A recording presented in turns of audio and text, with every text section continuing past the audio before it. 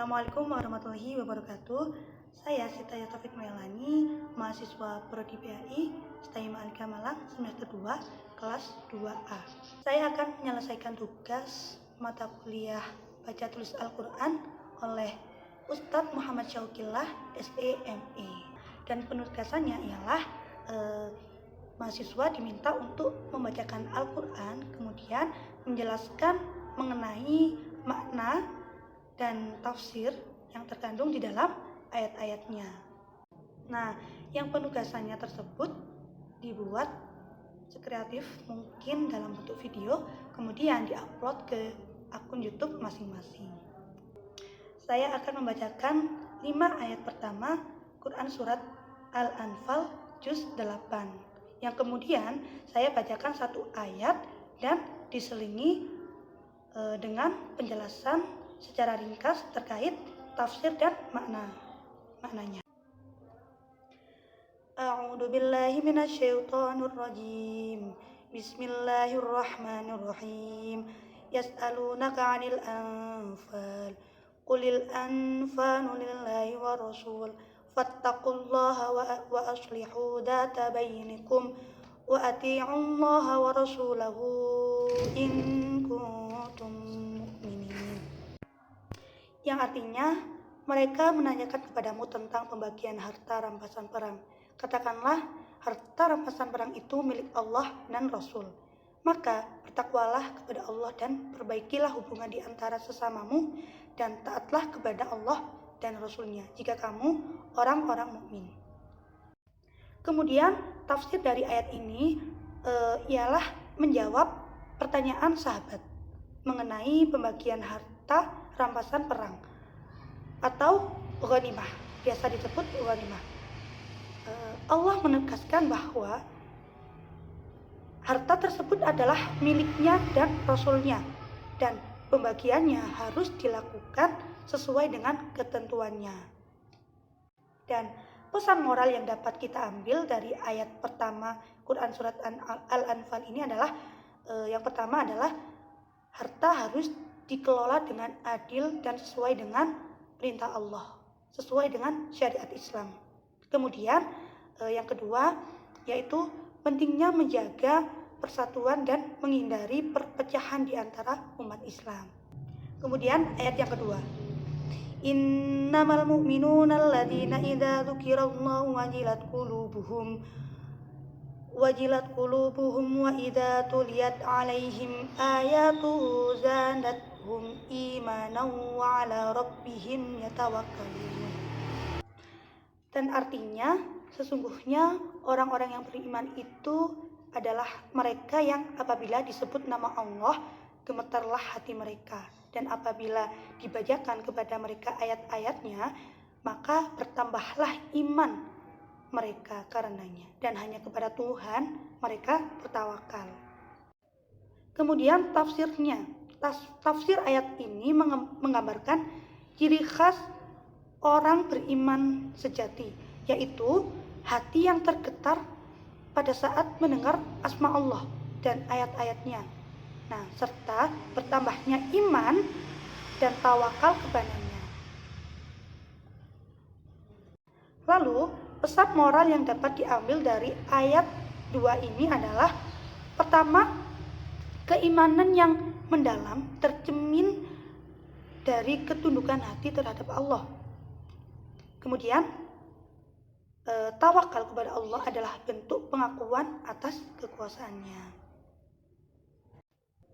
Kemudian ayatnya yang ketiga, alladzina yuqimunas sholata wa mimma razaqnahum yunfikun. Yang artinya, dan apabila mereka mendengar perkataan yang sia-sia, mereka berpaling darinya dan berkata, bagi kami amal kami dan bagi kalian adalah amal kalian. Salam sejahtera bagi kalian. Kami tidak ingin bergaul dengan orang-orang yang jahil. Kemudian tafsir dari ayat ini menekankan pentingnya menjaga diri dari perkataan dan perbuatan yang sia-sia. Nah, orang beriman memilih untuk berpaling dari hal-hal yang tidak bermanfaat dan selalu menjaga dirinya dari pergaulan dengan orang-orang yang tidak berakhlak. Jadi, pesan moral yang dapat kita ambil dari ayat 3 ini adalah pertama, hindari pergaulan dengan orang-orang yang toksik, orang yang tidak mendukung akan perkembangan kebaikan kepada diri kita.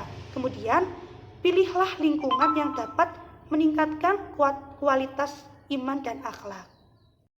Ayat yang keempat, ulaika humul mu'minuna haqqan lahum darajatun 'inda rabbihim wa maghfiratun wa rizqun karim. Yang artinya ialah mereka itulah orang-orang mukmin yang sebenar-benarnya. Bagi mereka derajat yang tinggi di sisi Tuhannya, ampunan dan rezeki yang mulia. Kemudian tafsir ayat ini, tafsir secara ringkas, ayat ini melanjutkan ciri-ciri orang yang mukmin sejati yang dijelaskan di ayat sebelumnya, yaitu hati mereka akan bergetar ketika disebut asma Allah dan iman mereka bertambah saat dibicarakan ayat-ayatnya. Kemudian mereka bertawakal kepada Allah dan mendirikan sholat serta memaafkan atau menafkahkan sebagian rezekinya.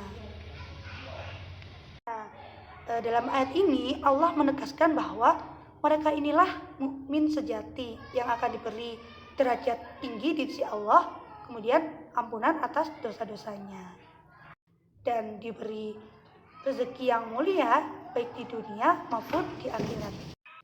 Dan terakhir ayat yang kelima, kama akhrajaka rabbuka min baitika bil haqq wa inna fariqam minal mu'minina lakarihun.